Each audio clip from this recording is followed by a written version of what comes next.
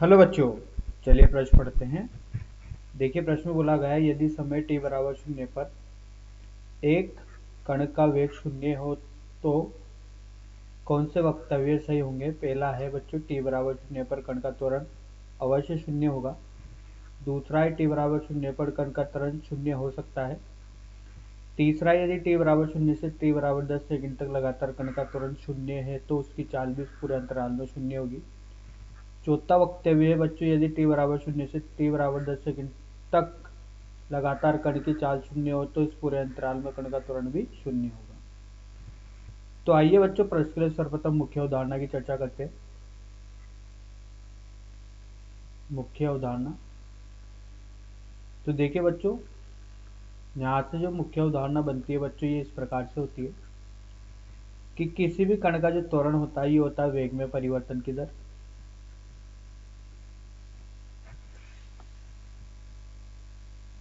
अगर बच्चों यहाँ से और बात की जाए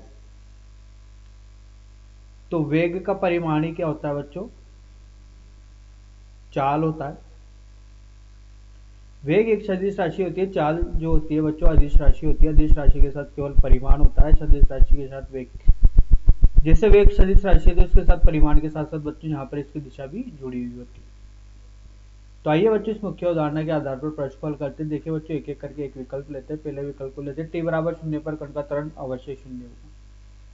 तो देखिए बच्चों, जैसा मुख्य उदाहरण में देखा कि त्वरण होता है वेग में परिवर्तन की दर। तो बच्चों यहाँ पर अगर किसी एक क्षण पर t बराबर शून्य पर बच्चों यहाँ पर त्वरण अवश्य ही शून्य होगा, ठीक है।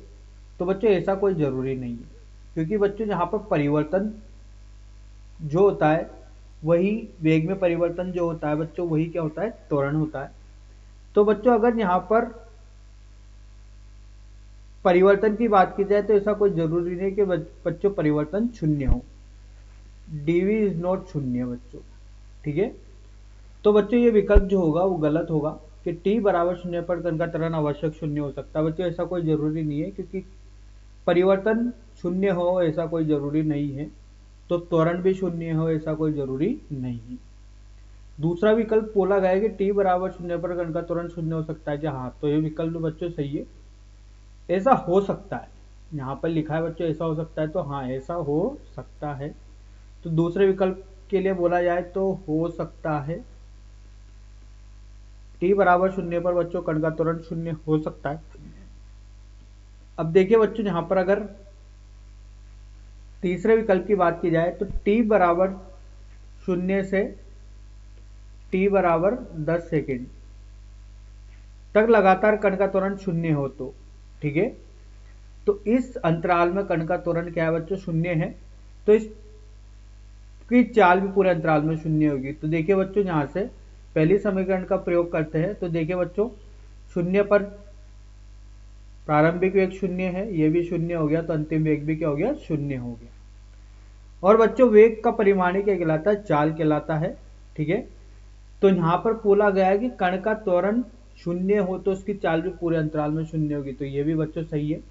चौथे विकल्प की बात करते हैं तो देखिए बच्चों, चौथे विकल्प में t बराबर शून्य से 10 सेकंड तक लगातार कण की चाल शून्य है। अब बच्चों चाल शून्य है, v बराबर शून्य है, t बराबर शून्य से t बराबर 10 सेकंड, ठीक है। तो इस पूरे अंतराल में कण का त्वरण भी शून्य होगा। तो देखिए बच्चों, चाल का मतलब वेग का परिमाण, ठीक है। अगर बच्चों वेग ही नहीं है पूरे अंतराल में, वेग का परिमाण जो है वो चाल होता है, अगर यही नहीं है, ठीक है, गति के दौरान बच्चों अगर वेग ही नहीं है, ठीक है, तो त्वरण भी किस बात का होगा, ठीक है, तो त्वरण आएगा ही नहीं गति में। तो यहां पर लिख सकते हैं कि त्वरण